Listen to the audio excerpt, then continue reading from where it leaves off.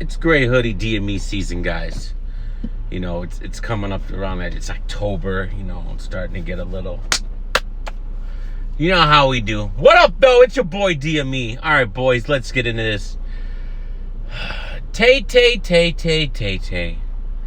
Oh, Tay, you make the worst life decisions, bro. Listen, man, I feel like we're all piling on at this point. There's been so many blogs done about Tay Roc and just the decisions he's been making, the route he's been going. Salute to Danny Myers. I had him on the show yesterday. Go check that out. We chopped it up for about a good hour. It's a fire interview. The bar god. All right, he like, it's so night and day between what he does, how he moves, and the way he is for the culture, than how little Tay is. But all right, it's been brought to my attention. Well, Tay Roc tweeted it out that he declined to be on the BET tournament because instead of he was called first for the tournament. I'm assume he was called instead of Shotgun Suge. Now I don't know that. I'm just assuming. I'll say it's Shotgun. It was Shotgun Suge that replaced Tay Roc.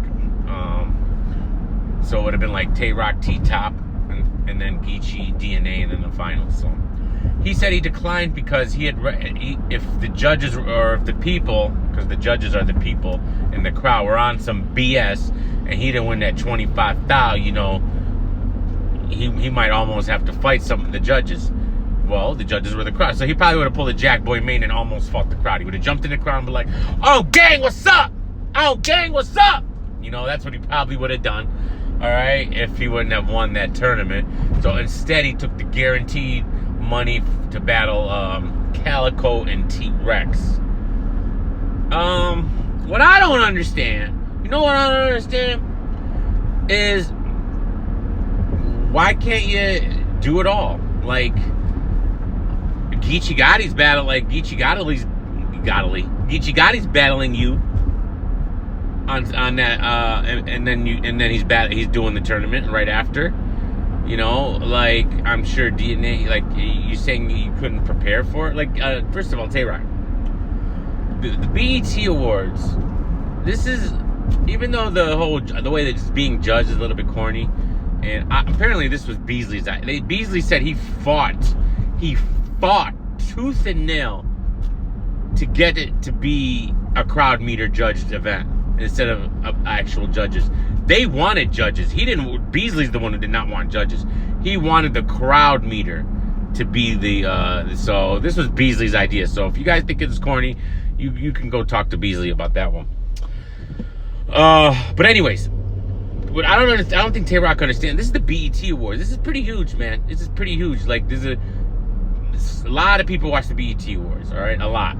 And it would have got you so much exposure, bro. All right? I know you make music, all right? You would have got more streams. You would have sold more music. You might have caught the eye of somebody. All right? You would have grew your fan base huge. Tay Roc, do you understand how you've affected your fan base and brand this past 2 months? Let's start with the UK situation. Do you understand that a huge portion of your fan base comes from the UK? Do you even look at your analytics? I got a huge portion of my little small fan base that come from the UK, because UK loves battle rap, bro. They got a huge fan base out there, and in one fell swoop, you alienated that entire fan base. All right, if you would have battled Shoddy Horror, man, that would have grew your fan base huge. It's not like you were battling some bozo over there. You're battling the GOAT over there, the biggest star. All right, maybe all right, the biggest. And anyone who battles Shoddy, especially in the Americas, all right, go ask Arsenal how much it helped him. Ask him. Exactly. You threw that away, and then you told the entire country, all right, to suck it. You did all that so you can go be a cheerleader at Summer Impact Reloaded, which actually ended up tarnishing your image tenfold with the whole standing by the door situation. So so if you would have been back in a time machine, all right, you could have avoided all that. But so you lost out on all that fan base. You alienated the rest of your fan base over there, and then you go and now you're alienated. You alienated and lost a lot of your fan base in America by your actions at Reloaded. Okay.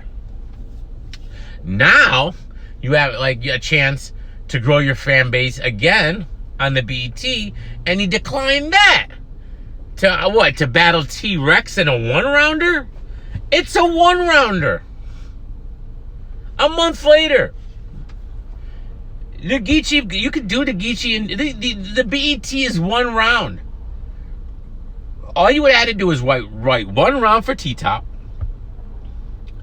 And then if you win that, have a round ready for Geechee or DNA. And that's it. Like, okay, like, bro.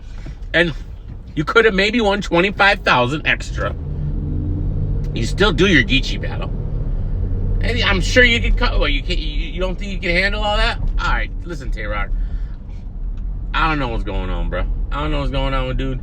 All right, it just seems like he's making really bad life decisions. He needs it. If I was his manager, I probably would have quit by now. If I was his manager, I would have quit. I'd be like, Tay Roc, you're bugging, man. You're not listening, and you're ruining your career. And he is, bro, because ain't nobody gonna want to hear what he's talking about in Philly. I could be wrong, man, but he gonna get up there and say a butt and the Geechee and the butt, and they're gonna be like, no, boo, boo, we don't believe you, Roc. The butt, and I'll take the knife and and no. It's like the seatbelt. There's a seatbelt. No, seatbelt, nothing. You're gonna be clicking seatbelts for people as a job. Here, sir, I got your seatbelt for you, sir. All right, stand by the door. All right, Tay Roc, it's not gonna look good for you. At least with BET, the people at the BET Awards, they're gonna not know all this battle rap insider stuff. All right, they're not gonna know any of that. They're gonna hear you. They're gonna be excited for the Tay Roc that we love. They're not gonna know all that drama, but Geechee and Tay Roc, yeah, bro. Good luck. Good luck. That's all I'm gotta say. All right, go watch the DNA interview on 50 Minutes of Fame. He didn't say names, but he basically did a whole interview about Tay Roc and how we're messing up the bag and the bag, the precious bag, right? How we're messing up. We can't be messing this up, man. Battle rap's starting to grow. We're getting bigger looks and everything, and y'all coming out here messing things up and da da da. Like, you gotta go watch that interview. Go peep the interview I did with Danny. He addresses Tay Roc and all the shenanigans that was going on between him and what's going on with Chess now, because he's been hanging out with Tay Roc and all this stuff. Like, it just gotten to a point where, like I said, it's pray for lockdown, man. Pray for lockdown. I did my live a week ago. Now other people are starting to catch on to it. That it's like everyone's worried about this card because there's so many moving parts, bro. And they keep bringing this bad energy to the events, bro. And eventually it's gonna blow up. And I don't want to sit here doing a blog saying, man, I told y'all so, man. I don't want to do that, man. I don't want that to happen. I want to sit here and say, man, Tay Roc, reignited his career, man. The way he put his words together in the performance he gave, and he was able to brush off all that other situation, and that's what I want to make a blog on. I don't want to make a blog on Tay Roc bugging all the time, man. That's not what we're here for, man. We're fans. Like, I love all these good battlers, man. I'm a huge fan of all these guys, man. Just want them to do good, man. But I'm not gonna sit here and act like what they doing is good for battle rap, because it's not, man. It's childish, bro. It's completely childish, and it's like I feel like I'm covering high schoolers, bro. I'm not gonna lie. I literally feel like I'm back in high school. All right, and this is how people in high school used to act. I thought we're grown, man. I thought we grew up.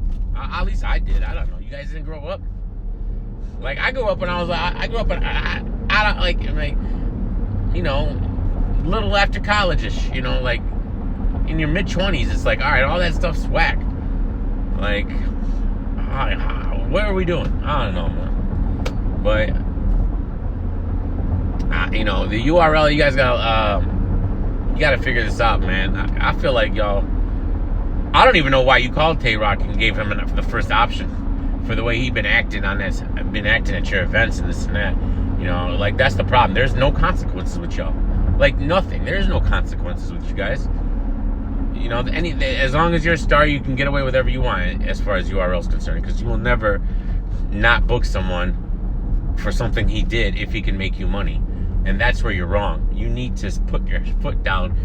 That's the only way you're going to stop this, so you can protect your future money and your future growth. Because these guys, what they're doing at your events, all right, and like I said, go peep that Danny Myers interview I just did, man. All right, it ain't gonna end good, man. It ain't gonna end good, bro. So let me know what you think. You think Tay Roc should have turned down this BET thing, just because, or like for guaranteed money, even though he could have done all this, you know? I don't, whatever, man. It's just, Tay Roc, you're fired. All right? If I was your manager, you're fired. He doesn't have a manager. Who's his manager? I know. Anyways, love you guys, man. Let me know what you think. Peace.